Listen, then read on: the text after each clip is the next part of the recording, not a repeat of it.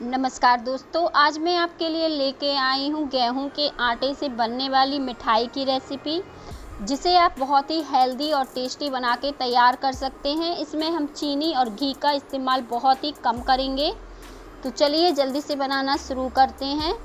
और इतनी सॉफ्ट और मुलायम है, मैं इसे आपको तोड़ के दिखा रही हूँ कितनी सॉफ्ट और मुलायम दानेदार सी ये बन के तैयार होगी। तो चलिए जल्दी से बना लेते हैं। इसके लिए हमें चाशनी भी नहीं बनानी है। और मैंने यहाँ पे 1 कप गेहूँ लिया है, जिससे हम पिसवा कर रोटियाँ बनाते हैं। ये वही वाला गेहूँ है, कोई अलग से गेहूँ नहीं लिया है। और आज हम इसी का इस्तेमाल करेंगे मिठाई को बनाने के लिए। और इसे मैंने पानी में अच्छे से भिगो दिया था, तो ये रात भर में अच्छे से फूल गया है। आप चाहें तो गेहूं को 5 से 6 घंटे के लिए भी पानी में भिगो के रख सकते हैं, या फिर इस तरह से इसे चेक कर लीजिए। उंगली से इसे हम दबाएंगे तो ये टूटेगा। इस तरह से आपका ये टूटना सा लगेगा गेहूं। इस तरह से हमें अच्छे से फूला हुआ गेहूं की ज़रूरत है। तो अब हम इसका पानी निकाल देते हैं और इसी से आज हम मिठाई बनाने वाले हैं। इसका मैंने पानी निकाल दिया है। तो अब हम एक मिक्सी के जार में इसे ग्राइंड कर लेंगे। हल्का सा दरदरा सा पीस के तैयार कर लेंगे। इसे हमें महीन पेस्ट नहीं बनाना है, हल्का दरदरा सा हम इसे पीस लेंगे। इसमें हमने पानी नहीं डाला है। अगर आपको ज़रूरत पड़े तो 1 छोटे चम्मच आप पानी इसमें डाल सकते हैं, और नहीं तो ये भिगोया हुआ गेहूँ है तो पानी की ज़रूरत नहीं पड़ी। और देखिए बढ़िया से ये पिस के तैयार हो गया है, इस तरह से दानेदार सा। और यहाँ पे मैंने अब कढ़ाई ले ली है। कढ़ाई या पैन किसी में भी आप इस मिठाई को बना सकते हैं। और इसे अब हमने निकाल लिया है इसी कढ़ाई में। जो गेहूँ हमने पीसा था उसे हम इसी कढ़ाई में निकाल लेंगे। बस इस बात का हमें ध्यान रखना है, गेहूँ हमारा अच्छे से फूल जाना चाहिए, ताकि जो मिठाई बनाए वो बहुत ही लाजवाब बने। अब मैंने धीमी आंच कर दी है और इसे गैस के ऊपर इस कढ़ाई को रख दिया है। और अब मैं इसे इस तरह से चला रही हूँ। और आंच को मैंने इस समय बिल्कुल धीमे पर रखा है। अब हम इसमें घी डाल देंगे। तो मैंने 1 चम्मच यहाँ पे घी लिया है। घी के बिना भी आप मिठाई को बना सकते हैं, लेकिन घी से इस मिठाई में बहुत ही बढ़िया टेस्ट आएगा। बढ़िया सी ये मिठाई हमारी बनके तैयार होगी। तो इस तरह से अब हम इसे चलाते हुए भूंज लेंगे। हल्का सा इसका कलर सा चेंज होने लगेगा, या फिर ये अपने आप ही आपको दिखने लगेगा कि ये भुंज गया है। बहुत ज़्यादा नहीं भूंजना है, बस हल्का सा ही कलर चेंज करना है और बस इसे तैयार हो जाएगा। इस तरह से ये बिखरा बिखरा हो गया है, एक एक दाना हो गया है। अगर आप भूंजते हैं और वो एक एक दाना नहीं होता है तो भी कोई बात नहीं, मिठाई हमारी तब भी बढ़िया बन के तैयार होगी। तो अब ये भूंज के तैयार हो गया है, तो हम इसमें बाकी की चीज़ें भी डाल देते हैं। तो आज हम बिना चीनी से बनाने वाले हैं इस मिठाई को, और बिना कलर के भी। तो ये भुंज गया है। तो मैंने यहाँ पे आधा लीटर वाला 1 पैकेट दूध लिया है। अगर हम अब कप से नापें तो ये 2 कप है, और पैकेट लें तो आधा लीटर का पैकेट है ये। और पूरा दूध मैंने इसमें डाल के अब हमें इसे अच्छे से चला देना है। आँच को इस समय भी धीमा रखना है। इसके बाद हम आँच को तेज़ करेंगे जब इसमें एक भी गुलठे ना रहेंगे। साथ में मैंने यहाँ पे 2 चम्मच दही लिया है। दही मैंने इसलिए लिया है कि इस मिठाई को हमें, जो दूध हमने डाला है, इसे हमें फाड़ना है, क्योंकि ये थोड़ी सी पंजाबी स्टाइल में मिठाई बनती है, जो खाने में बहुत ही स्वादिष्ट बनती है।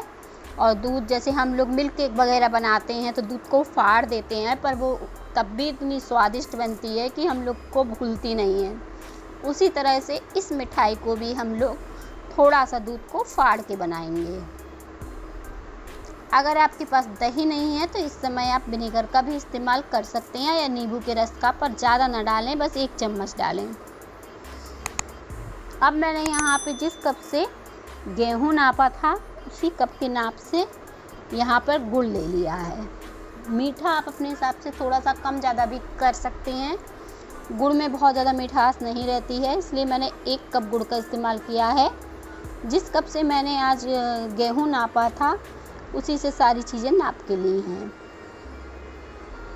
तो मेजरमेंट आप कोई भी कटोरी ले लीजिए, उसी से सारी चीज़ें नाप लीजिए। और थोड़ी देर बाद देखें इसमें बहुत ही प्यारा सा कलर आ जाएगा, ये दानेदार हो जाएगा, बढ़िया से पकने लगेगा इस तरीके से। तो अब हमें मीडियम आंच में से इस तरह से चलाते हुए पका लेना है। जैसे हम बर्फ़ी वगैरह को अच्छे से चलाते हुए पका लेते हैं, थिक करते हैं, उसी तरह से हम इसे बीच बीच में चलाते जाएंगे और पका लेंगे। इसमें मैंने कोई भी कलर नहीं डाला है और बहुत ही प्यारा सा इसका कलर आ गया है। तो बस हमें इसी तरह से इसे पका लेना है। थोड़ा सा और थिक करना है, हमें बहुत ज़्यादा थिक नहीं करना है, क्योंकि बिल्कुल रस्सी भरी सी ये मिठाई होती है, बहुत ज़्यादा सूखी नहीं होती है। तो बस हमें इसे इतना ही पका के तैयार करना है कि बस ये सेट हो जाए। और देखें मिठाई हमारी काफ़ी थिक हो गई है और ये बढ़िया से पक के तैयार भी हो गई है। एक साइन सी करने लगती है जब ये पक के तैयार होती है, आप देख रहे होंगे वीडियो में। और बस अब गैस को हमें बंद कर देना है। और कढ़ाई हमारी थोड़ा सा गर्म है, इसलिए मैं थोड़ा सा चला दूँगी इसे ताकि ये लगे नहीं। और इसके बाद हम जिस बर्तन में जमाना है उसे ग्रीस करेंगे। आप देखिए पूरा एकदम अच्छे से ये कढ़ाई को छोड़ा है जैसे मैंने इसे पकाया है। और थोड़ा सा कढ़ाई गर्म थी तो मैंने इसे चला दिया है। अब इसे साइड रखेंगे और साथ में हम इलायची का पाउडर भी डाल देंगे गरम गरम में, भी अच्छे से मिक्स हो जाए।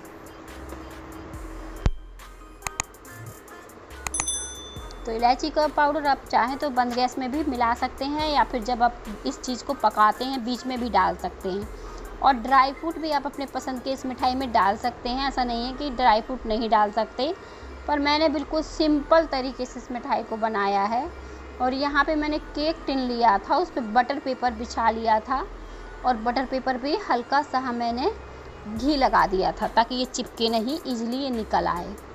और बस अब हमें इसे एक सा करके सेट कर लेना है। आपने कभी सोचा ना होगा कि गेहूं के आटे से इतनी बढ़िया रेसिपी बनके तैयार होगी, जो कि हम कभी भी बना के तैयार कर सकते हैं। अब हमें क्या करना है, इसे अच्छे से चिकना करना है और ताकि ये अच्छे से सेट हो पाए। हम इसी तरह से इसे छोड़ देंगे अच्छे से सेट होने के लिए। जब ये थोड़ा अच्छे से सेट हो जाएगी, आप चाहें तो इसे फ्रिज में 10 मिनट के लिए रख के भी सेट कर सकते हैं। और सेट होने के बाद हम इसे अपने मन चाहे पीसेस में कट करेंगे, पहले हम सेट होने देते हैं। और हमारी मिठाई अच्छे से सेट हो गई है, आपको वीडियो में दिख रहा होगा। बहुत ही बढ़िया ये सेट हुई है, अच्छे से बन के तैयार हुई है।